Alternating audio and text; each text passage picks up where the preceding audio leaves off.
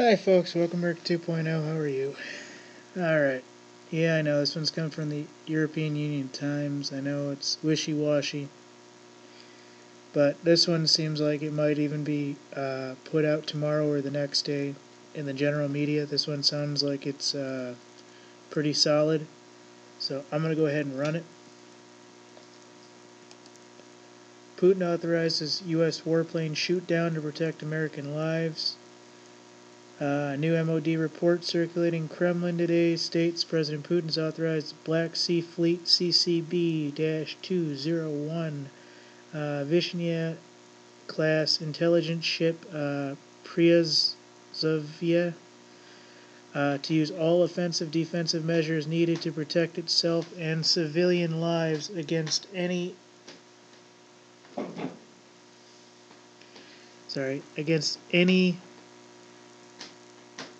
and all detected aggressive combat aircraft, including those operated by United States Air Force in the current Yemeni combat zone. According to this report, an extraordinary order by President Putin authorizes potential shootdown of U.S. military aircraft was necessitated by the refusal of Saudi Arabia to allow evacuation of Russian citizens trapped in the Yemeni combat zone after the deliberate April 1 bombing of the Russian consulate in the Yemeni city of Aden by U.S.-directed Saudi Arabian warplanes. To the specific American warplanes placed in danger by the shootdown order, the report continues, are the US Air Force KC135 Stratotankers that have begun daily aerial refueling of Saudi Arabian warplanes to allow continuous airstrikes upon Yemeni people. And the latest example of the Obama regime's continued unauthorized criminal wars against nearly every nation on earth who disagrees with them.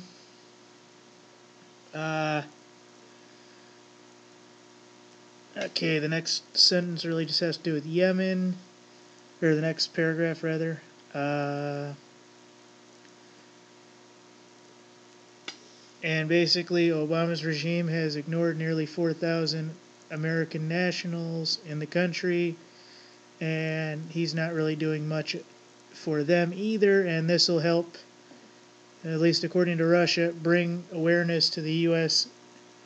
Need for U.S. intervention fully, especially its 4,000 citizens still in Yemen if a U.S. warplane is brought down.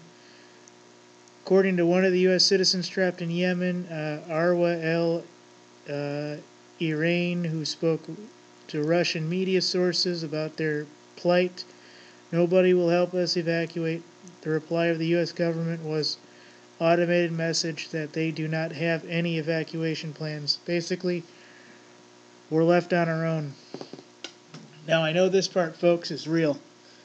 So I'm going to go with the fact that this one here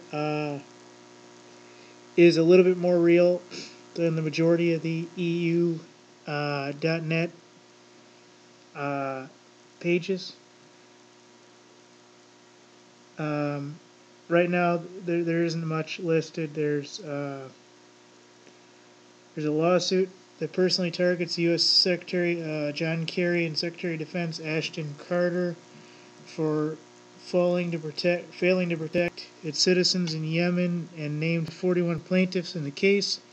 The estimated total number of U.S. citizens currently trapped in Yemen is about 3,000 to 4,000 strong.